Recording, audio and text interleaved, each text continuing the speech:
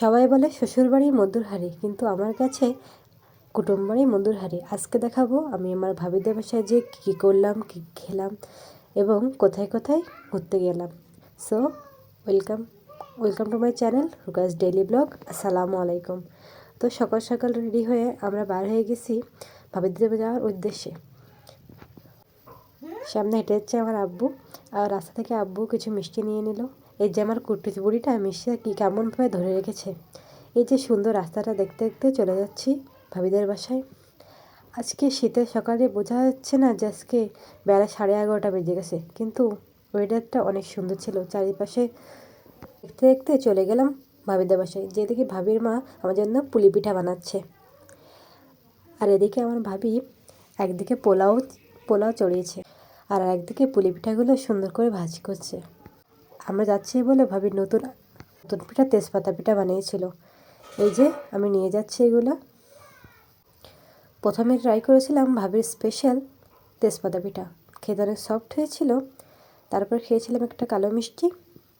তারপর ভাবি লাচা সেমাই দিয়েছিল, যেটা আমি বেশি খাই না।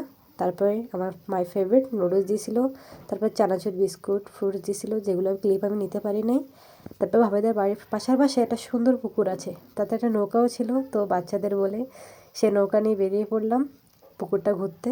এই কত সুন্দর নিরিবিলি পরিবেশ। আমি তো নিরালায় বসেছিলাম, আরও আমার কুটুজ বুড়িটা ছিল। তারপরে নৌকা থেকে নেমে দেখি তালে পিঠা বানাচ্ছে। তালে পিঠাটাও অনেক সুন্দর ছিল। তারপর আমরা সবাই চলে গেছিলাম সরিষা খেতে। এটা ভাবিদের সরিষা ক্ষেত।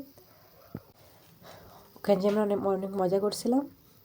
এই যে আমার কুটুজ বুড়ির কানে আমি ফুলটা দিয়ে ঢং করছিলাম, নিজেও একটু ঢং করলাম। তারপর বাসায় ফিরে লাঞ্চ করতে বসে পড়লাম। লাঞ্চ ছিল সবজি, স্যালাড, ডিম ভুনা, মাছ, 2 রকমের মাংস। আরও একটা মাছ ছিল, কিন্তু আমি সেটা নিইনি। এবার নিলাম মাছ। মাছটা অনেক বেশি সফট ছিল, খেতে অনেক সুন্দর লাগছিল। আমার সর্দি লাগছে বলে গলার অবস্থা প্রচণ্ড বাজে। মাছটা অনেক সফট, ওই আমি লাগছিল। তারপর নিয়েছিলাম ডিম ভুনা। ডিমটাকে আলু দিয়ে মেখে খাচ্ছিলাম, কিন্তু ডিম আমি অত বেশি পছন্দ করি না। তারপর আমার কাঁচামরিচ খেয়ে নিলাম। তারপর নিয়েছিলাম হাঁসের মাংস। শীতকালে হাঁসের মাংস খেতে কিন্তু সেই মজা লাগে। কার কার হাঁসের মাংস ফেভারিট বলে দেবেন। তারপর নিয়েছিলাম মুরগির রোস্ট, যেগুলো ছোট ছোট করে বানিয়েছিলাম আমার ভাবি। তারপর শেষ পাতে খেয়েছিলাম দই। দইটা অনেক বেশি ইয়াম্মি ছিল।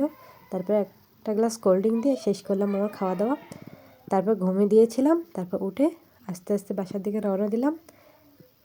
এই 2 ধারে সরিষা ক্ষেত দেখতে অনেক সুন্দর লাগছিল। এই মনোরম দৃশ্য দেখতে দেখতে চলে আসলাম বাসাতে। যদি আমার ভিডিওটা ভালো লাগে সাবস্ক্রাইব